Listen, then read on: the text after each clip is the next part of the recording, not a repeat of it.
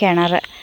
അപ്പം ആ കിണറ്റിൽ നിന്ന് വെള്ളം കോരി ചുമന്ന് വീട്ടിൽ കൊണ്ടുവരണം. ഈ വലിയ കയറ്റമൊക്കെ കയറി.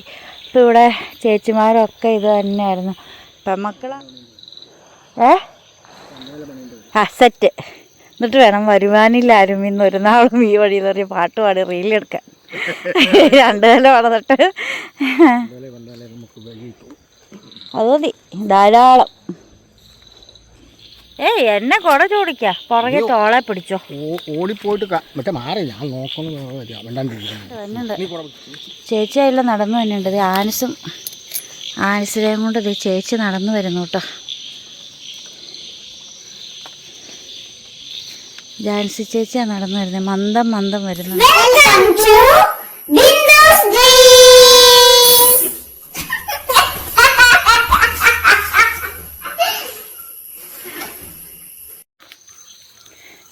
ഹായ്, ബിന്ദു സ്ട്രീംസിലേക്ക് എല്ലാ കൂട്ടുകാർക്കും സ്വാഗതം.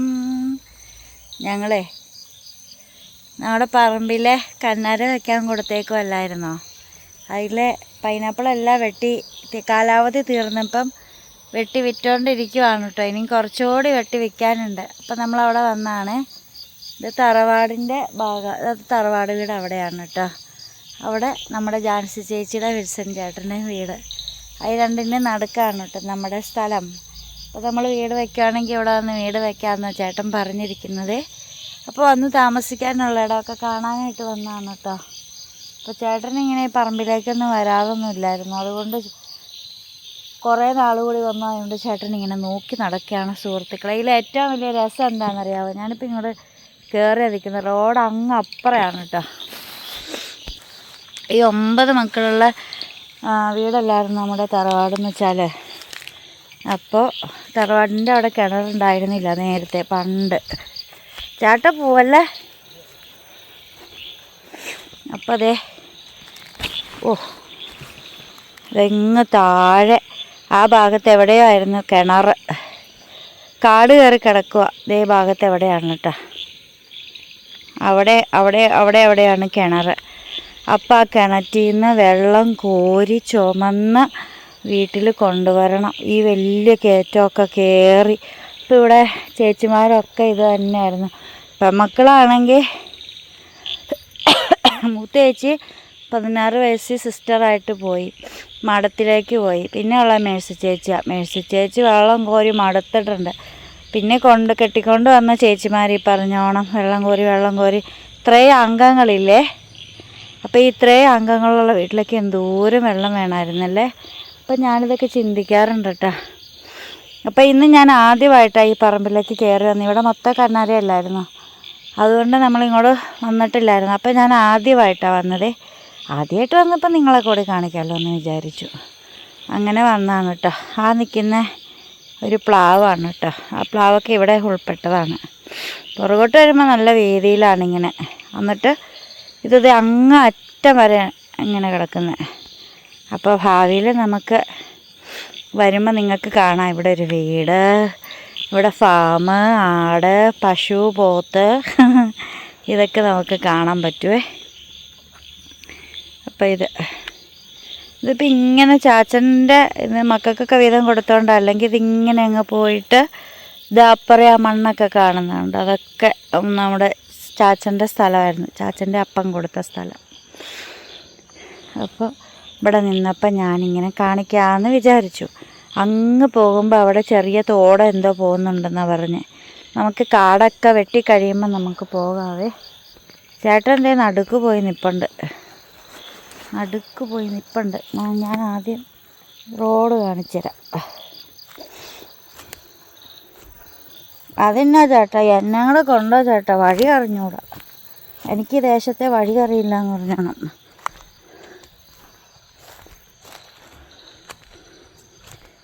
ഒന്നാമതിങ്ങനെ നടന്നിട്ട് കുറേ നാളായി.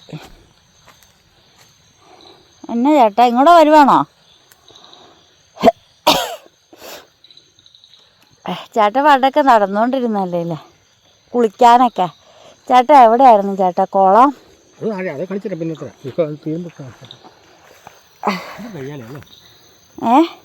ഇത് കയ്യാലെ 3 തൊട്ടി 1 2 3 തൊട്ടിയായിട്ട് കിടക്കണം ഈ പറമ്പ്.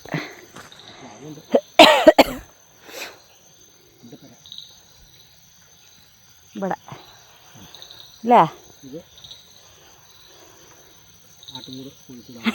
പ്ലാൻ കണ്ടു പ്ലാൻ.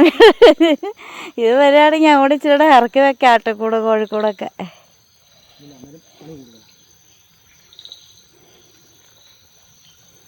കോഴിക്കൂട് അവിടെ ഇറക്കി വെക്കാൻ മേലേ, മണം സ്മെല്ല് വരാതെ. ഇത് വീട്, ഇവിടെ വീട്. ചേട്ടൻ പ്ലാൻ കണ്ടു, ഇവിടെ നമുക്ക് ഇവിടെ ഒരു വീട് പണിയാം.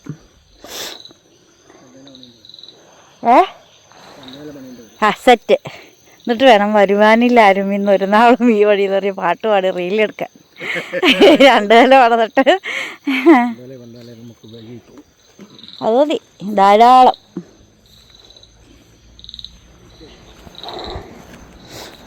ഇതൊരു തെങ്ങാണ് കേട്ടോ. കുറേ തെങ്ങ് ഇപ്പുണ്ട്. തെങ്ങ് നമുക്ക് കൊടുക്കരുത്, നമുക്ക് ആട്ടുംകൂടിനും കോഴിക്കൂടിനും കടിക്കാം, പട്ടിക ഇറക്കാം. നല്ല മൂത്ത തെങ്ങ, ആ മണ്ട പോയ തെങ്ങ് നിൽക്കുന്നത്. ആൻസി ചേച്ചിയുടെ അടുത്ത് എത്തിയെന്നാണ് തോന്നണേ.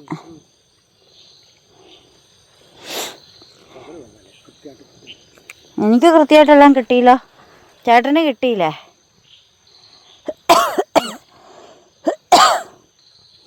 ആൻസ് അതിൽ അടപ്പുണ്ട്.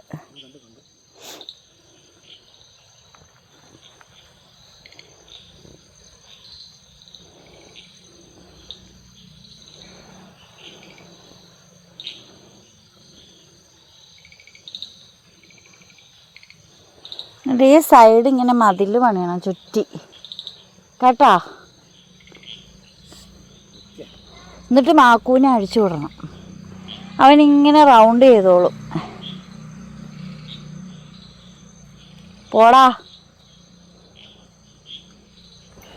ഇതൊരു പ്ലാവ് ജാൻസേച്ചി നട്ട് വെള്ളം ഒഴിച്ച് വളർത്തിയെടുത്തത്. ചക്ക ഉണ്ടായപ്പോൾ പിരിപിരിന്ന് ആനിക്കാവള പോലെ ആയിപ്പോയി. അല്ല ഇപ്പറയാ. നമ്മുടെ വീതത്തിലാണ് വന്നേ. ആ ഒരു മണ്ട പോയ തെങ്ങും.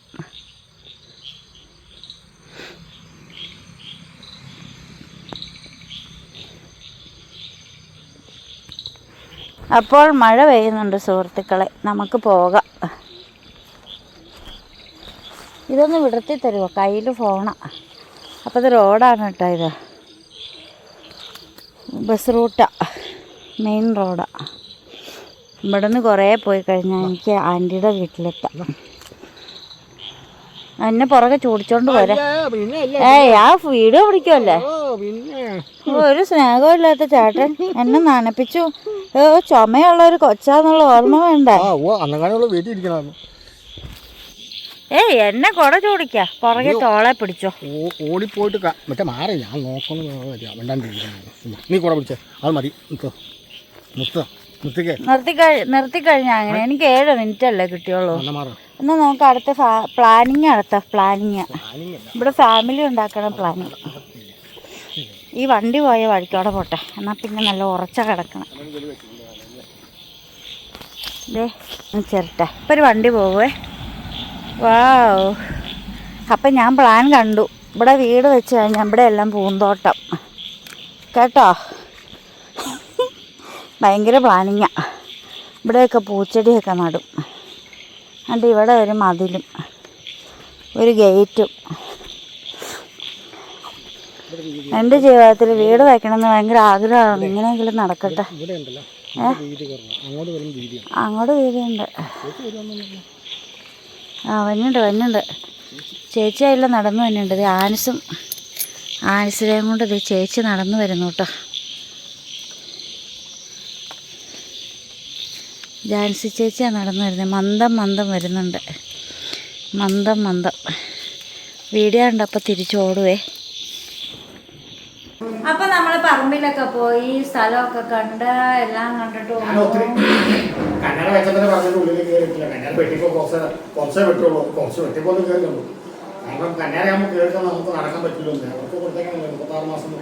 ഞാൻ പിന്നെ ചുമ്മാ തമാശക്ക് പറഞ്ഞാട്ട് 2 നില 3 നിലയൊക്കെ വീട് പണിത് തരുന്നു. ചുമ്മാ അവിടെ ചെല്ലുമ്പോൾ ഒരു തമാശയുള്ളൂ. എല്ലാം അതൊക്കെ പറഞ്ഞിട്ട് നമുക്ക് ചെറിയ ചെറിയ പ്ലാൻ ഉണ്ട് ഇപ്പൊ എല്ലാമല്ല. അല്ലാതെ കാര്യങ്ങൾ നടക്കില്ല. ഇവിടെ നിന്ന് പോയി അവിടെ ഇവിടെ ഏതായാലും ഈ കോഴിനെ വളർത്താൻ ഇതിനെല്ലാം വീടായി കഴിഞ്ഞു. ഇവിടെ നമുക്ക് ഒരു ബുദ്ധിമുട്ട് വരുന്നുണ്ട്. ആൾക്കാർ വേറെ വീട്ടുകാരൊക്കെ വരുമ്പോൾ നമ്മൾ കോഴിനെ ഒത്തിരി കൂടി വളർത്തുമ്പോൾ അതിന് സ്മെല്ലൊക്കെ വന്നു കഴിഞ്ഞാൽ ആൾക്കാർക്ക് പരാതി പറഞ്ഞു കഴിഞ്ഞാൽ പിന്നെ അത് പിന്നെ അത് നല്ല സ്ഥലമാണ്. കാരണം നല്ല ശാന്തമായ സ്ഥലമാണ്. നീശ്ശേരി എന്ന് പറഞ്ഞ സ്ഥലം എന്ന് വെച്ചാൽ നല്ല ശാന്തമായ സ്ഥലമാണ്. എന്നാൽ തൊടുപുഴയിലേക്ക് പോകാൻ വളരെ എളുപ്പമാണ്.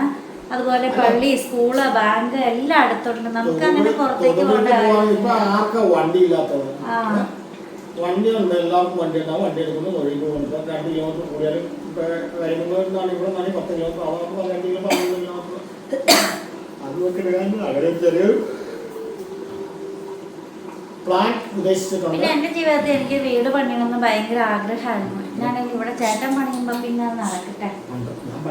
ഞാൻ സ്ഥലം കൊടുക്കൂല്ലേ, 15 മണി കൊടുക്കുക. സ്ഥലം കൊടുക്കും, വേറെ പണിയാണല്ലോ സ്ഥലം കൊടുക്കും.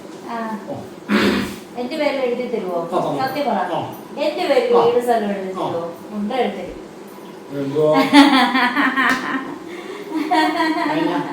ചുമ്മാ പറഞ്ഞു. ചേട്ടൻ നാള് പറഞ്ഞ് 50 സെന്റ് നിന്റെ പേരിലേക്ക് എഴുതി തരാന്ന് പറഞ്ഞു. എനിക്കൊന്നും വേണ്ട. ഉണ്ടാകുന്ന ഒരു സ്ഥലത്തിന്റെ ബാധ്യത ഒഴിവാക്കാൻ പറ്റ പാടെ എനിക്ക് അത്രയാവുള്ളൂ. എനിക്ക് സ്വത്തിനോടോ പണത്തിനോടോ ആഭരണത്തിനോടോ ഒന്നും എനിക്കൊരു ആർത്തിയില്ല. ഞാനതൊന്നും ആരെയും കണ്ടിട്ടുമില്ല. എനിക്ക് ഉണ്ടെങ്കിലുണ്ട്, ഇല്ലെങ്കിൽ ഇല്ല. ആഭരണം ഉണ്ടെങ്കിലുണ്ട്, ഞാനിടും, ഇല്ലെങ്കിൽ ഇല്ല. കുപ്പിവളകളും മുത്തുമാലകളും കൊണ്ട് ഞാൻ ഹാപ്പി. അത് ഇവർക്കൊക്കെ അറിയാം. ആഹാരം ഉണ്ടെങ്കിലുണ്ട്, ഇല്ലെങ്കിൽ ഇല്ല. എനിക്ക് ഏത് രീതിയിൽ ജീവിക്കാൻ അറിയാം.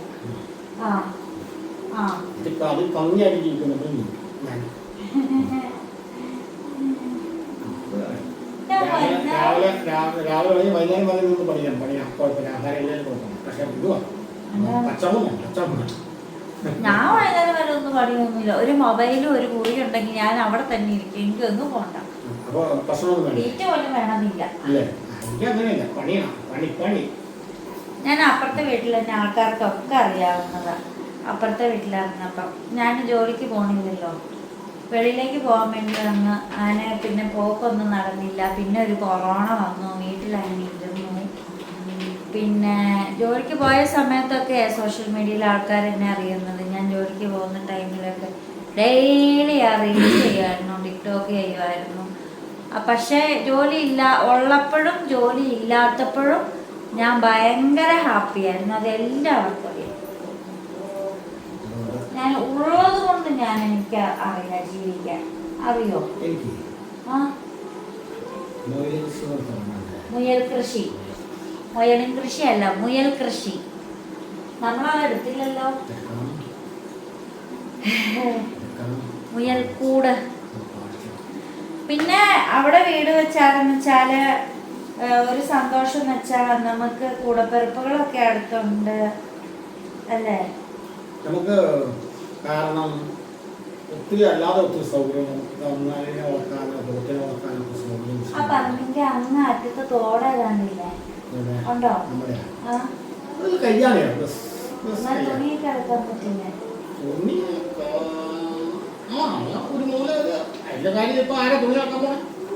രസം വീഡിയോ ഒക്കെ പിടിക്കാതെ ഇങ്ങനെ കഴിയാൻ ഇങ്ങനെ ഒഴുകുന്ന വെള്ളത്തിൽ പോയി ഇങ്ങനെ തുണി വളർത്തുന്നു. ചെറിയ കാര്യമാണ്. ചുമ്മാ മുകളിലത്തെ പറമ്പിനൊക്കെ വെള്ളം നനച്ചിട്ട്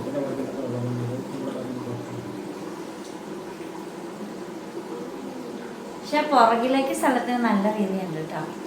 ഫ്രണ്ടിലേക്ക് നമ്മൾ തറവാടിൻ്റെ ഇപ്പുറത്തെ വിൻസെൻ്റ് ചേട്ടൻ്റെ ഇടയ്ക്ക് ആയതുകൊണ്ട് വീതിയുണ്ട്. പിന്നെ ബാക്കിലേക്ക് കിടക്കുന്നതിൻ്റെ അത്ര വീതിയില്ല അല്ലേ? ബാക്കിലേക്കുള്ളതിൻ്റെ വീതി ഫ്രണ്ടിലേക്കില്ല.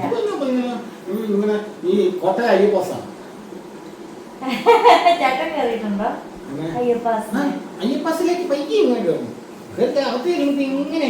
അയ്യപ്പാസ് മാത്രമല്ല, അവിടെ വട്ടക്കളം, തൊടുപുഴ വട്ടക്കളം അങ്ങനെയല്ലേ, ചെറിയ വീടല്ലേ.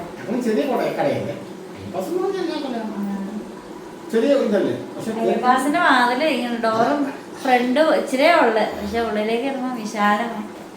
അതുപോലെ ആയിരിക്കും സ്ഥലം. പിന്നെ റോഡ് സൈഡാണ്, വേറെ എങ്ങോട്ടും പോകുമൊന്നും വേണ്ട, ബസ് ആരുടെ റൂട്ടാണ്. കാലം കഴിഞ്ഞിരിക്കണ്ട, നേരെ റോട്ടിൽ നിന്ന് തന്നെ വീട്ടിലേക്ക് കയറാം. പിന്നെ ബസ് റൂട്ടാണ്. പിന്നെ വേറെ ആരും ഇടയ്ക്കില്ല, എല്ലാം ഉറുമ്പിൽ എന്ന് പറഞ്ഞു കിടക്കുന്നു. തറവാട് പിന്നെ ചേട്ടനെ കിട്ടിയത്, പിന്നെ വിൻസൻ ചേട്ടന് കിട്ടിയത്. വിൻസൻ ചേട്ടൻ വീട് വെച്ചിട്ടുണ്ട്, തറവാട് ഇരിപ്പുണ്ട്. പിന്നെ നടുക്ക് നമ്മുടെ സ്ഥലം, അവിടെ നമ്മൾ വീട് വെച്ചാൽ ഉറുമ്പിൽ.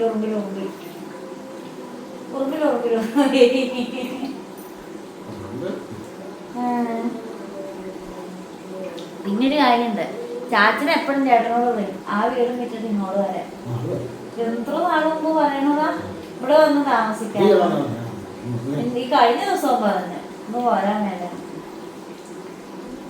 ഇഷ്ടമാണോ അല്ല ചാച്ചന് അടുത്ത് വന്നത്? ചേട്ടനെ വലിയ ഇഷ്ടമാ, ചാച്ചനെ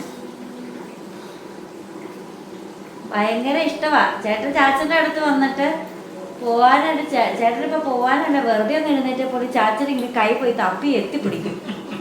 പോവാണോ എന്ന് ചോദിക്കും. അന്നേരം പിന്നെ ചേട്ടന് പോകാന്ന് അവിടെ അങ്ങ് ഇരിക്കും. അങ്ങനെ അപ്പന്മാരൊക്കെ അങ്ങനെ സ്നേഹമുള്ളൊരു. ചേട്ടന്റെ കണ്ണു പറഞ്ഞല്ലോ ഉമ്മ. എന്തോ അതെ, പോവാണോ എന്ന്, വീട്ടിലേക്കാണോ എന്ന് ചോദിച്ചിട്ടുണ്ട് അല്ലേ? കിടക്കുവാണെങ്കിൽ നല്ലതായിരുന്നു എന്ന് ചാച്ചന്റെ മനസ്സിലുണ്ട്. പക്ഷെ അവിടെ ആളുള്ളപ്പോ നമുക്ക് അവിടെ കിടക്കേണ്ട കാര്യമില്ല അല്ലേ? ചാച്ചന് അവിടെ ആളുണ്ട്.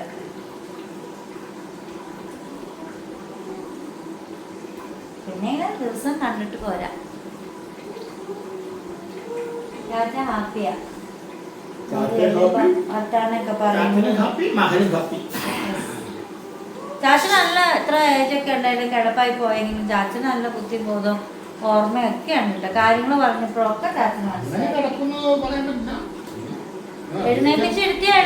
ഫുഡൊക്കെ എഴുന്നേൽപ്പിച്ചിരുത്തിയാ നമ്മള് കൊടുക്കണേ കേട്ടോ. ഫുഡ് അവിടെ ഉണ്ടാക്കിയത് തരും, നമ്മളുണ്ടെങ്കിൽ നമ്മൾ കൊടുക്കല്ലേ അവർ കൊടുക്കും. അങ്ങനെയൊക്കെ ആയിട്ടാ. ഇത്രയും ഭാഗ്യമുള്ള ചാച്ചൻ എവിടെ ഉണ്ടല്ലോ ഇന്നത്തെ കാലത്തൊക്കെ. മക്കളെല്ലാവരും തന്നെ ഉണ്ട് എല്ലാ കാര്യത്തിനൊക്കെ. അല്ലാതെ ഒരു ഹോം നേഴ്സിനെ നിർത്തി നോക്കേണ്ട ആവശ്യമൊന്നുമില്ല അല്ലേ? ഹോം നേഴ്സിനെ നിർത്തി നോക്കേണ്ട ആവശ്യമില്ല. എനിക്ക് നോക്കാൻ വയ്യ, നിനക്ക് നോക്കാൻ വയ്യ, അവന് നോക്കാൻ വയ്യ എന്നും പറഞ്ഞിട്ട് അവസാനം പെമ്മക്കൾ എടുത്തോണ്ട് പോകേണ്ട ആവശ്യമില്ല. ഇല്ല, ചാച്ചനെ നോക്കാൻ ആമ്പിയറുള്ള ആമക്കൾ എല്ലാവരും ഉണ്ട്, എല്ലാവരും ഉണ്ട് അല്ലേ?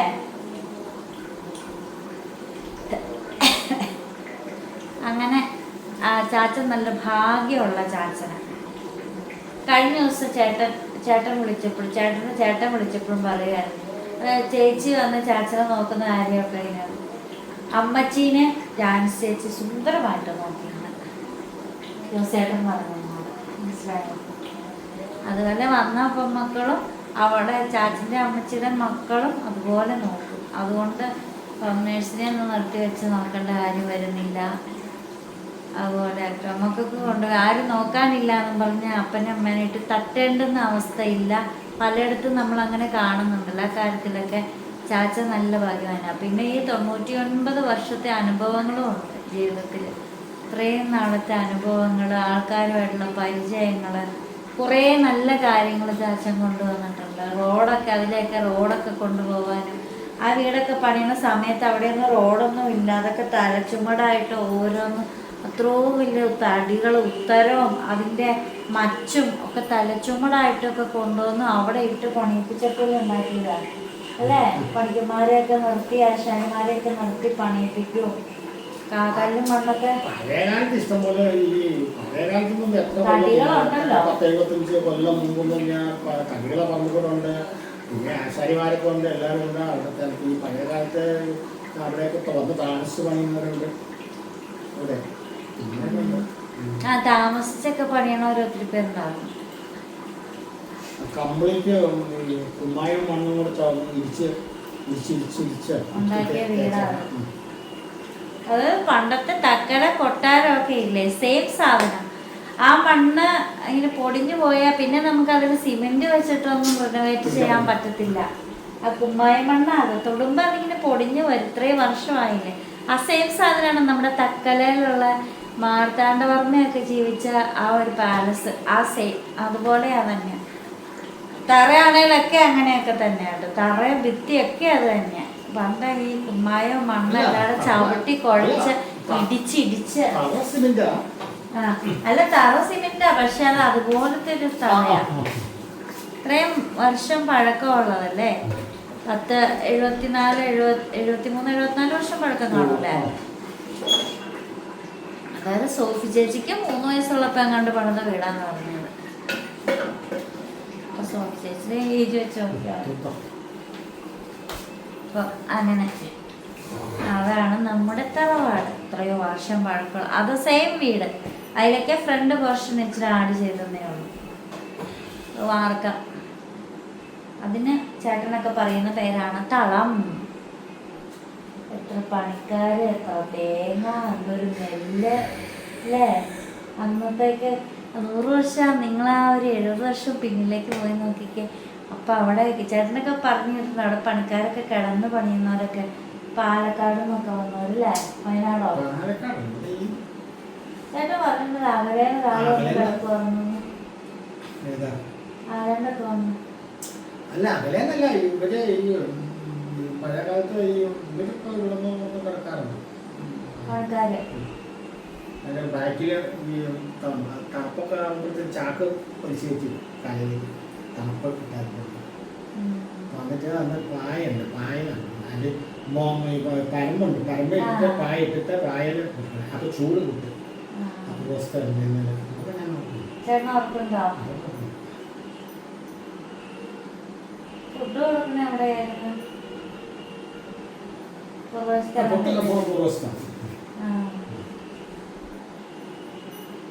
ലേഡീസ് ഉണ്ടായിരുന്നോ?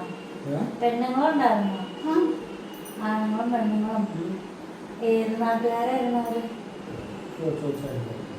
മിണ്ടുവായിരുന്നു അവരോടായിരുന്നു. കുഞ്ഞല്ലേ, നമുക്ക് ചെറിയ ഓർമ്മയില്ലല്ലോ. പഴയ കാലങ്ങൾ അറിയാൻ ആഗ്രഹമാണ്.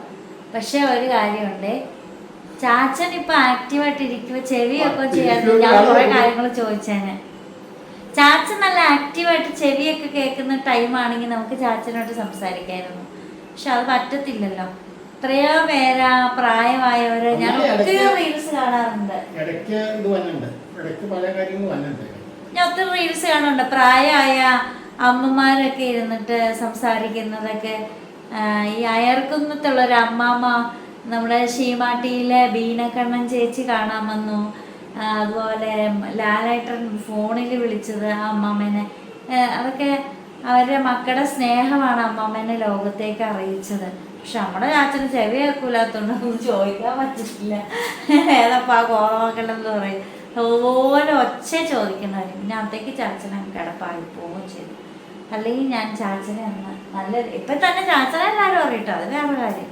ചാച്ചനെ ഇപ്പോൾ കുറേ പേര് അറിയില്ലേ. ഇപ്പം കുറച്ച് ദിവസം കാണാതിരുന്നപ്പോഴും ചാച്ചൻ്റെ കാര്യം ചോദിക്കാൻ ഒത്തിരി പേരുണ്ട്. ചാച്ചൻ എന്ത് ചെയ്യും, ചാച്ചൻ സുഖമാണോ? അത് അങ്ങനെയല്ല, അത് എന്നും മുമ്പത്തെ ഞങ്ങൾക്ക് വന്ന് ഇരിക്കുമല്ലോ. കുറച്ച് 2-3 ദിവസം കണ്ടിരിക്കും,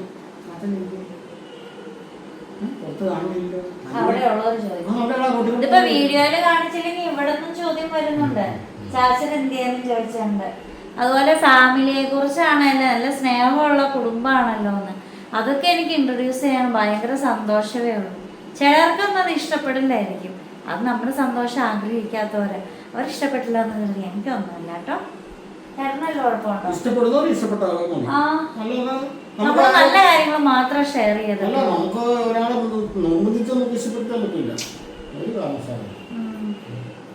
അപ്പൊ നമ്മൾ വീഡിയോ ഇവിടെ വൈൻഡപ്പ് ചെയ്യുവാണ്. ഇതൊക്കെ തന്നെയാണ് നമ്മുടെ വീഡിയോ. അപ്പൊ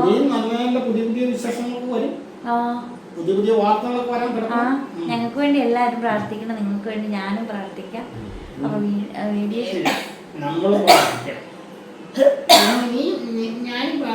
ഞാനെന്നാണ് പറഞ്ഞത്, സോറി, ഞങ്ങളും പ്രാർത്ഥിക്കാം, നമ്മളെല്ലാവരും പ്രാർത്ഥിക്കാം. അപ്പൊ വീഡിയോ ഇഷ്ടപ്പെട്ടാൽ ലൈക്ക് ചെയ്യണം, കമന്റ് ചെയ്യണം, ഷെയർ ചെയ്യണം, സബ്സ്ക്രൈബ് ചെയ്യണം. വീണ്ടും പുതിയ വിശേഷം പുതിയ വീഡിയോ ഒക്കെ ആയിട്ട് വീണ്ടും വരുമ്പോഴേക്കും ബിന്ദുസ് ഡ്രീംസ്. ബൈ.